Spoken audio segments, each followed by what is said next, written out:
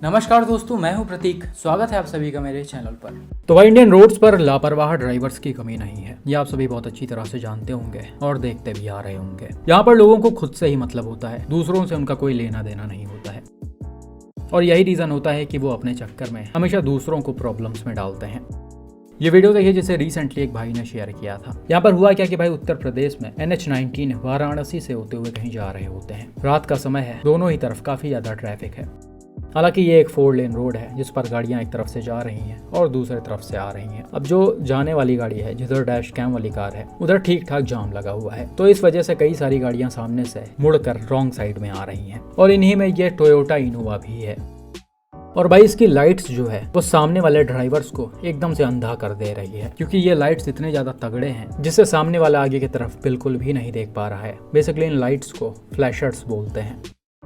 अब ये लाइटें इस गाड़ी में क्यों लगी हुई हैं और इनोवा ड्राइवर ऐसा क्यों कर रहा वो तो नहीं पता, लेकिन भाई आपको विश्वास नहीं होगा, ऐसी लाइटें जो यूज करते हैं उनमें से आधे से ज्यादा लोगों को ये पता ही नहीं होता है कि ये लाइटें दूसरों को कितना ज्यादा प्रॉब्लम में डाल सकती हैं।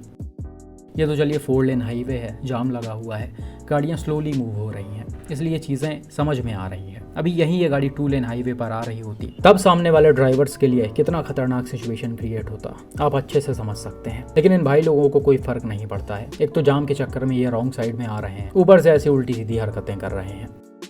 हालांकि गाड़ी का एग्जैक्ट नंबर शो नहीं हुआ है, लेकिन फिर भी मैं इसे देखने की कोशिश करूंगा। अगर चीजें क्लियर होती हैं तो इसे और सोशल मीडिया हैंडल्स पर डालकर पुलिस को टैग किया जाएगा, ताकि इन जैसे लोगों के ऊपर स्ट्रिक्ट एक्शन लिया जाए। बिल्कुल ऐसा ही लापरवाही वाला एक और इंसिडेंट रिसेंटली कर्नाटका से एक व्यूअर ने शेयर किया है। यहाँ पर हुआ क्या कि डैश कैम वाली कार एक कलबुर्गी की तरफ जा रही होती है। तभी थोड़ी दूर आगे चलने के बाद सामने की तरफ से इन दोनों ट्रक्स को ओवरटेक करते हुए एक टाटा सफारी आती है और एकदम से डैश कैम वाले कार के सामने ही खड़ी हो जाती है।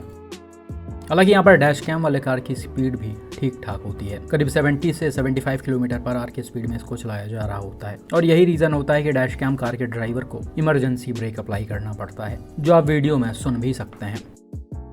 इसी के साथ भाई को ये भी लगता है कि टाटा सफारी के जो ड्राइवर है वो अपने गाड़ी को लेफ्ट में कर लेगा, लेकिन इन्होंने ऐसा भी नहीं किया। गाड़ी एकदम बीच रोड पर रोक दी गई है। दूसरी चीज आप देख सकते हैं, सफारी के ड्राइवर के पास इनफ टाइम था इन दोनों ट्रक्स को ओवरटेक करने का। डैश कैम वीडियो जब से स्टार्ट हुआ है ये गाड़ी राइट में ही दिख रही है। इसी के साथ ऑपोजिट लेन भी क्लियर था, कोई गाड़ी इधर से नहीं जा रही थी, लेकिन फिर भी सफारी इन ट्रक्स को ओवरटेक नहीं कर पाई।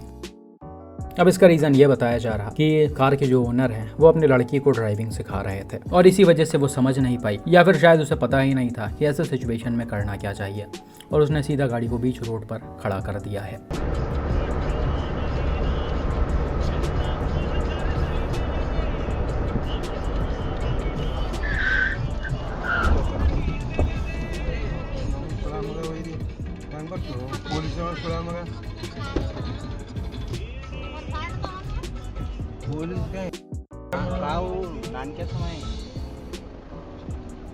थैंकफुली भाई यहाँ पर कोई एक्सीडेंट नहीं हुआ, लेकिन आप समझिए अगर डैश कैम वाली कार की स्पीड थोड़ी सी तेज होती तो यहाँ पर बड़ा एक्सीडेंट हो सकता था। इसी के साथ ये भी हो सकता था कि SUV अगर अनकंट्रोल होकर इन ट्रक्स में लड़ जाती तो इन ट्रक वालों के लिए भी बड़ी प्रॉब्लम खड़ी हो सकती थी। अच्छी बात है ऐसा कुछ नहीं हुआ, लेकिन भाई सफारी के ओनर को इस चीज पर ध्यान देना चाहिए। इतने ज्यादा बिजी रोड पर, वो भी 2 लेन हाईवे पर ये ड्राइविंग सिखा रहे हैं, जो कि बिल्कुल गलत है। आपको ड्राइविंग सिखाना ही है तो आप कहीं खाली फील्ड में या फिर ड्राइविंग स्कूल में गाड़ी चलाना सीखिए, ताकि एटलीस्ट आपको इतना तो पता लग जाए कि रोड्स पर ऐसे सिचुएशन में करना क्या चाहिए। उसके बाद अपने गाड़ी को रोड पर लाइए।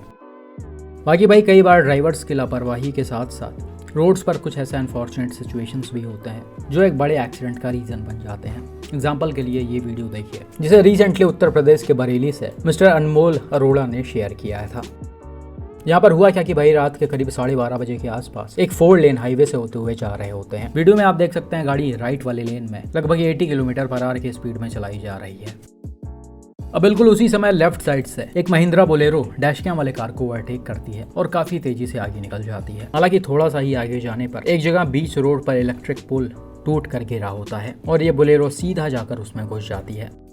और भाई ये एक्सीडेंट कोई नॉर्मल तरीके से नहीं बल्कि काफी खतरनाक हुआ है, जो अभी मैं आपको दिखाता भी हूँ। लेकिन उससे पहले आप यहाँ पर देख सकते हैं बोलेरो की जो स्पीड है वो बहुत ही ज्यादा तेज है। 80 किलोमीटर पर आवर की स्पीड में अगर डैश कैम वाली कार चल रही है तो लगभग बोलेरो को 110 से 120 किलोमीटर पर आवर की स्पीड में चलाया जा रहा होगा, क्योंकि देखते ही देखते ये गायब हो गई है। और यही सबसे बड़ा रीजन था कि बोलेरो का ड्राइवर पोल को देख नहीं पाया और टाइमली गाड़ी को कंट्रोल नहीं कर पाया और गाड़ी सीधा जाकर इस पोल में घुस गई। और भाई सिर्फ यही नहीं, पोल से लड़ने के बाद गाड़ी अनकंट्रोल होकर मीडियन को क्रॉस करते हुए रॉन्ग साइड में भी आ गई है। डैश कैम कार के ड्राइवर थोड़ा सा आगे जाकर यू टर्न लेकर आए हैं और यहाँ पर आप बोलेरो की हालत साफ देख सकते हैं। इम्पैक्ट इतना ज्यादा भयानक था कि गाड़ी का राइट साइड बिल्कुल खत्म हो गया है।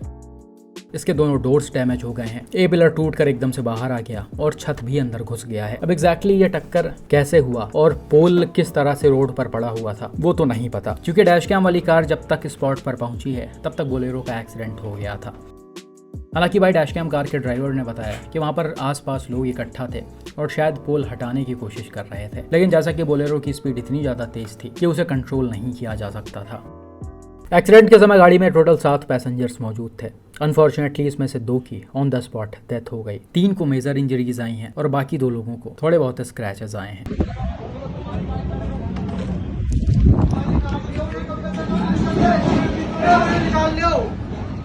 सतीश तू सही है,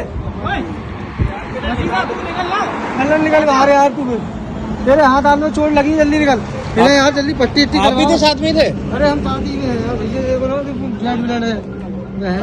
मैं भी एकदम खंबा, मैंने तुरंत मेरे सिर पे आया, तुरंत मेरे पीछे हटाया यार।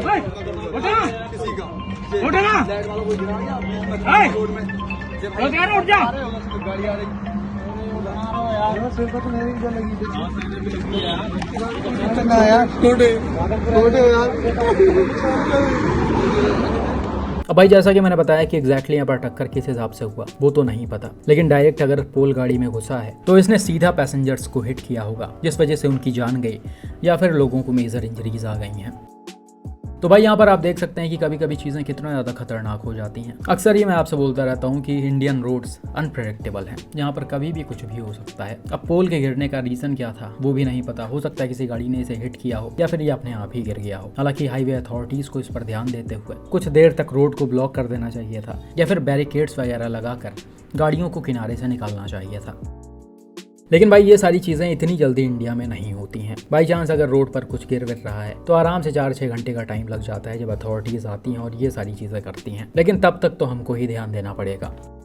अब जिस रोड की speed limit 80 kilometre per hour है उस पर आप इतना ज़्यादा तेज रफ्तार में गाड़ी चलाएंगे तो नॉर्मल सी बात है आप चीज़ों को जज ही नहीं कर पाएंगे। दूसरा, रात का समय है, इस समय विजिबिलिटी तो और भी कम होती है। तो भाई इसीलिए हमेशा आपसे रिक्वेस्ट किया जाता है कि रोड्स पर हमेशा स्पीड लिमिट को फॉलो करते हुए चलें और पूरी तरह से फोकस्ड रहें। ये चीज़ जब आप करेंगे तभी रोड्स पर आप सेफ रह पाएंगे। बाकी भाई आपका इस एक्सीडेंट पर क्या मानना है कमेंट करके ज़रूर बताएं।